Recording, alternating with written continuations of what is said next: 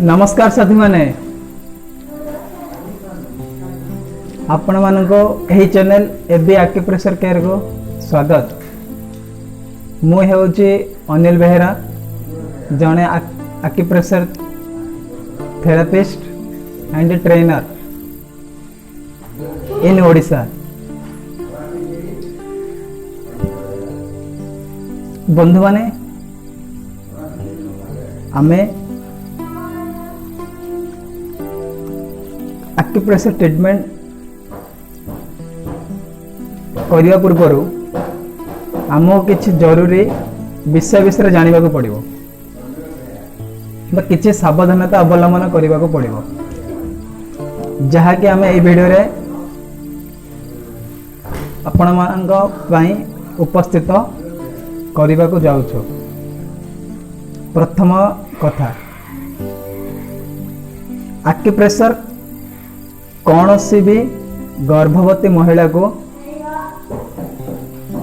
देवे नहीं। एटा हूँ प्रथम विषय जहाँकि आपण माने मन रखिए कि कौन सी गर्भवती महिला को एक्यूप्रेशर ट्रीटमेंट देवे नहीं। द्वितीय, स्त्री मानकर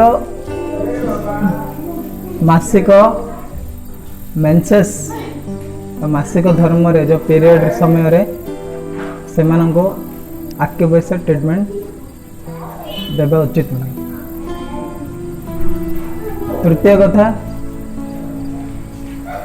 खाइबा संगे संगे बा खाइबार 45 मिनिट पूर्वर बा 1 घंटा पूर्वर मिनिमम 45 मिनिट खाइबा और ट्रीटमेंट भितर दूरता रहा उचित।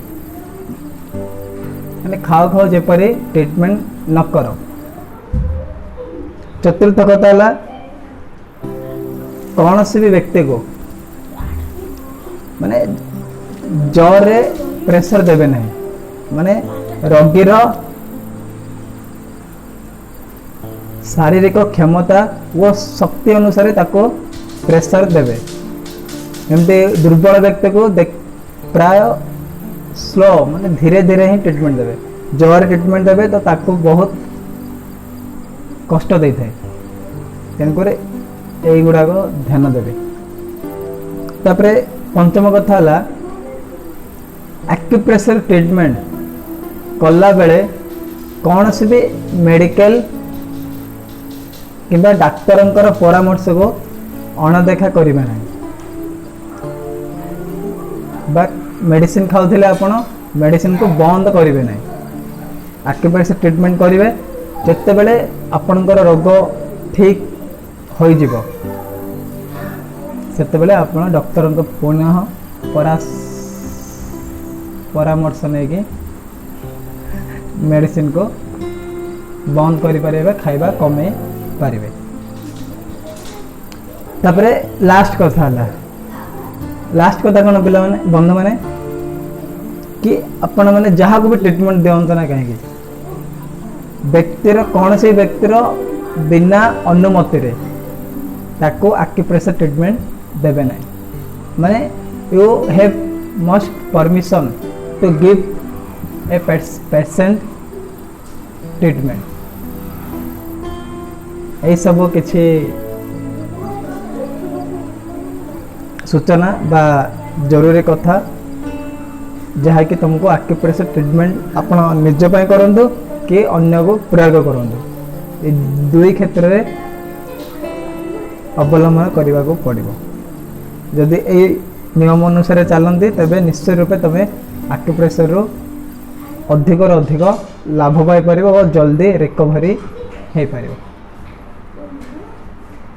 हाँ बंधु, आज वीडियो रे एतिकी, पुणी देखा आगामी वीडियो रे।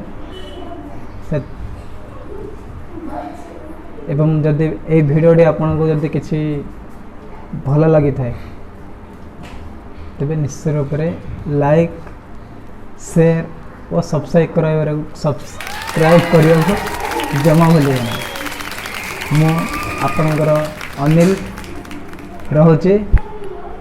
नमस्ते।